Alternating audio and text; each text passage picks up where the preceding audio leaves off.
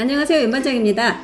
어제 부동산에 관한 거대한 깜짝 뉴스가 있었죠. 바로 규제지역 해제에 관한 뉴스였습니다. 우리 다산 신도시도 조정 대상 지역에서 해제가 되게 되었습니다. 오는 월요일부터요. 자, 이렇게 조정 대상 지역에서 해제가 되면서 어떠한 점들이 달라지게 되었는지 우리한테 해당하는 것들로만 뽑아가지고 한번 살펴볼게요. 자, 이러실 수 있습니다. 해제가 됐어. 그래서 뭐 나랑 뭔 상관인데, 뭐가 달라지는데, 이런 것들 한번 살펴볼게요. 자, 먼저 보도자료에 나와 있던 내용들 잠깐만 보시면은요, 규제는 왜 풀었을까요? 그래프를 사실 보실 필요도 없이 우리가 체감하고 있는 내용들인데요. 여기에는 서울 아파트라고 했지만 이건 사실 서울만의 얘기는 아닙니다. 우리 다산을 포함해서 전국적으로 나타나고 있는 그런 현상이라고 보시면 되는데요. 실거래 가격 지수 추이, 한마디로 그동안 쭉 상승하다가 최근에 뚝 떨어졌다. 가격이 하락한 것을 나타내고 있고요. 전국 아파트 전월세 가격 추이, 이거는 매매가만이 아니라 전세 가격도 뚝 떨어지고 있다라는 걸 나타내는 그래프입니다. 월세는 그나마 버티고 있지만요. 또 장기 전국 월평균 주택 거래량 추이, 한마디로 거래량도 뚝 떨어졌다. 우리가 맨날 뭐 거래 절벽이니 빙하기니 이런 말을 하잖아요. 그래프에서도 나타나고 있는 그런 현상입니다. 더불어 금리는 치솟고 인허가는 줄고 미분양은 늘고 총체적인 난국의 상황이다. 이러한 난국의 상황을 헤쳐나가고 시장을 정상화시키고 안정화시키기 위해서 조치가 필요한데, 그래서 이번에 규제지역도 그런 의미에서 풀어주게 되었다 라는 것으로 이해를 하면 되겠네요. 그래서 현재 남아있는 규제지역의 현황입니다. 서울과 수도권 일부 지역만이 규제지역으로 남게 된 거고요.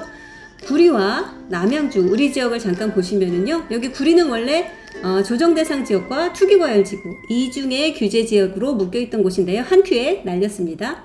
남양주 중에서 우리 다산 같은 경우는 조정대상 지역으로 묶여있었죠. 역시나 이번에 해제가 되었습니다. 자, 그래서 우리 다산 신도시에서는 어떤 점이 달라지게 될까요? 이럴 땐 지역의 특색을 살짝 생각해 봐야 되겠죠. 우리 다산 같은 경우는요, 입주 시작한 지 한 4, 5년 정도 되는 신도시고요. 그렇기 때문에 뭐 분양권이랄지 아니면 재개발이랄지 이런 이슈들이 거의 없는 곳입니다. 기존의 아파트 시장 위주로 돌아가는 그런 시장이라고 보시면 되겠고요. 이런 기존 아파트 거래에 해당하는 우리 다산 신도시에 해당하는 달라진 점들은 어떤 것들인지 한번 생각해 볼게요. 먼저 1주택자 실거주 안 해도 됩니다.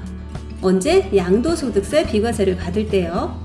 원래 조정대상 지역이었을 때는 1주택자가 양도시에 양도소득세 비과세를 받기 위해서는 2년 이상 보유하고 2년 이상 실제로 거주를 해야만 했습니다.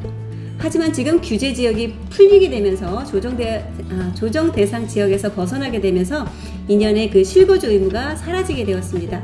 보유만 하면 된다는 얘기예요. 그러니까 내가 사서 전세를 주다가 팔아도 된다 라는 얘기가 됩니다. 그럼 이런 질문이 나올 수 있죠. 내가 작년에 집을 샀는데 그럼 실거주를 안 해도 될까요? 아닙니다. 왜냐하면 이 실거주 의무라고 하는 것은 주택을 취득할 때 그 지역이 어떤 상태였느냐, 취득시를 기준으로 하기 때문에 그렇습니다. 작년에 집을 샀다고 하면은 우리 지역은 조정대상 지역이었죠. 조정대상 지역에서는 실거주 의무 2년이 적용이 되기 때문에 지금 비규제 지역으로 바뀌었다고 하더라도 실거주 의무가 사라지는 것은 아닙니다. 기존에 있던 의무는 그대로 있습니다. 다만 앞으로 이제부터 새로 구입하는 주택에 대해서는 실거주 의무가 없다라고 이해하시면 되겠습니다. 비슷한 맥락의 질문인데요. 상생임대인 제도, 나 그거 쓰려고 했는데 그럼 이제 이거 안 해도 돼요? 라고 물어보실 수 있어요. 하지만 이것도 마찬가지로 같은 대답입니다. 상생임대인 제도라고 하는 것도 원래 2년의 실거주 의무가 있는 사람들이 그 실거주 의무를 면하기 위해서 활용하는 제도잖아요. 그렇기 때문에 원래 있는 실거주 의무를 면해주진 않는다고 했죠. 상생임대인 제도를 적극 활용하실 필요가 있습니다. 물론 앞으로 새로 취득하는 주택에 대해서는 그러실 필요가 없고요. 안 해도 되니까요. 자, 두 번째로 달라지는 점, 2주택 취득 시 중과가 없어집니다. 이건 취득세액입니다. 주택을 취득하실 때는 원래 가격에 따라서 1에서 3%의 기본 세율이 적용됩니다. 최대 3%요. 하지만 조정대상 지역 또는 투기과열 지구에 있는 두 번째 주택을 내가 취득한다라고 할 때는 1.3이 아니라 8%에 해당하는 세율이 적용이 되시고요. 규제 지역에 있는 세 번째 주택을 취득한다 라고 하시면은 더 심하죠. 12%에 해당하는 취득세를 내셔야 했습니다. 하지만 이제 우리가 비규제 지역이 되었잖아요. 비규제 지역에 있는 두 번째 주택을 취득한다 라고 하면 8%가 아닙니다. 1에서 3%의 기본 세율만 적용된다 라고 생각하시면 되겠습니다. 그럼 3주택자도 그럴까요? 방금 말씀드렸었죠. 세 번째 주택을 취득할 때는 원래 12%를 낸다고 했었어요. 우리가 규제 지역으로 묶여 있을 때는요. 하지만 비규제 지역이 되면서는 세 번째 주택을 취득할 때는 12%가 아니라 8%의 중과가 적용이 됩니다. 이것도 중과는 중과지만 12%에 비하면 그래도 현격히 낮아진 세율이라고 생각을 하시면 되겠습니다.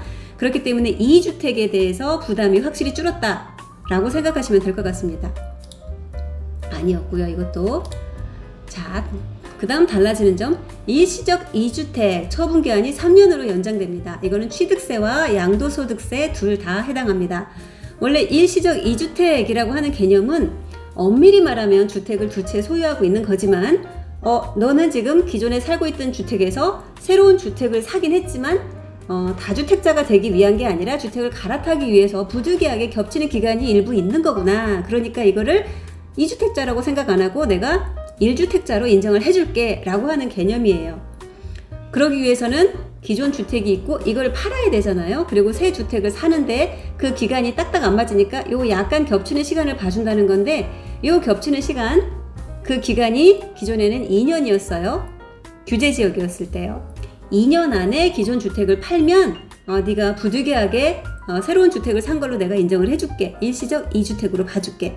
근데 이게 비규제 지역이 되면서부터 3년으로 바뀌게 됩니다. 그러니까 새로운 주택을 샀어요. 그럼 3년 안에 기존 주택을 팔면 된다는 얘기예요. 그러면 비과세 혜택을 준다. 양도소득세 또는 취득세도 1~3%로만 적용을 해준다 라는 얘기입니다. 자, 그 다음 자금조달계획서 작성 의무가 면제됩니다. 조정대상 지역이었을 때는 금액하고 상관없어요. 내가 1억짜리를 사든 3억짜리를 사든 10억짜리를 사든 자금조달계획서를 무조건 작성을 했어야 했어요. 구리지역같이 투기과열지구였을 때는 증빙서류도 제출을 하고요.